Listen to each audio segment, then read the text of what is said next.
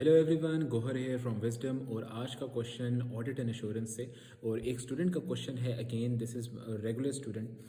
Question कुछ ऐसे है कि sir what is the difference between regular audit जो कि 12 मंथ्स का ऑडिट होता है एंड 6 मंथ्स ऑडिट। एंड क्या दूसरा क्वेश्चन ये है कि क्या जो ऑडिटर 6 मंथ्स का ऑडिट करता है वही 12 मंथ्स का ऑडिट भी करता है या नहीं।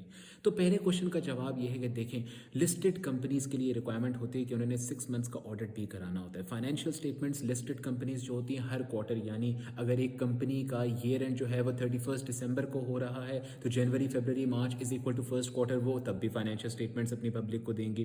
फिर जनवरी फरवरी मार्च एंड अगले 3 मंथ्स ये होता है इंटरिम स्टेज, जहाँ पे कंपनीज अपनी फाइनेंशियल स्टेटमेंट्स बना के दोबारा से पब्लिक को देती हैं, लिस्टेड कंपनीज ओनली। फिर उसके बाद थर्ड क्वार्टर की बनती हैं एंड फिर फोर्थ क्वार्टर होता है जिसमें पूरे साल की फाइनेंशियल स्टेटमेंट्स बना के पब्लिक को दी जाती हैं। लेकिन मज़े की बात यह कि लिस्टेड कंपनीज के लिए requirement in majority of the countries होती है कि वो अपना ऑडिट 6 मंथ्स के पीरियड का प्लस 12 मंथ्स के पीरियड का करेंगे।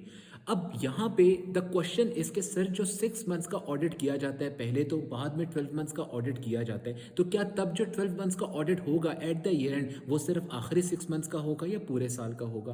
तो देखिए, होता कुछ यूँ कि F8 के अंदर हम लोग ये पढ़ते हैं और ट्रिपल ए में भी खास तौर पे हम लोग ये पढ़ते हैं कि इंटरिम स्टेज पे जो ऑडिट होता है वो सिर्फ इंक्वायरीज ली जाती हैं, कुछ अंडरस्टैंडिंग ली जाती है, ऑब्जर्वेशंस की जाती हैं। याद है ना आप लोगों को सब्सटेंटिव प्रोसीजर्स AEIOU वाले, उसके अंदर से कुछ छोटी मोटी चीज़ें हम लोग करते हैं ऑडिट के लिहाज से। इंक्वायरीज कर ली, इंस्पेक्शन छोड़ के ऑब्जर्वेशन कर ली, रिकैलकुलेशन कर ली, ट्रेंड्स निकाल लिए, इंक्रीज एंड डिक्रीज की रीजनिंग मैनेजमेंट से पूछ ली।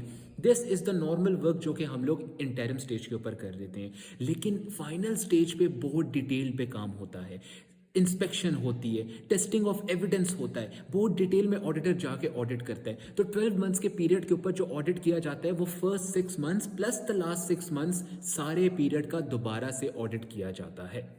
नाउ द सेकंड क्वेश्चन, क्या जो ऑडिटर इंटरिम ऑडिट करेगा वही एनुअल ऑडिट भी करेगा। देखिए, this is not a legal requirement कि जो ऑडिटर एनुअल ऑडिट करे वही इंटरिम ऑडिट भी करेगा। कंपनीज अगर चाहें, ऐसे होता नहीं है, लेकिन अगर कंपनीज चाहें तो इंटरिम ऑडिटर अलग रख सकती हैं और फाइनल ऑडिट के लिए ऑडिटर अलग रख सकती हैं। But the question here is कि एक कंपनी क्यों अपना इंटरिम ऑडिटर अलग रखेगी और फाइनल ऑडिटर अलग रखेगी। इस चीज़ की वजह से प्रोफेशनल स्केप्टिसिज्म एकदम से जहन में आता है भागते हुए एक ऑडिटर के।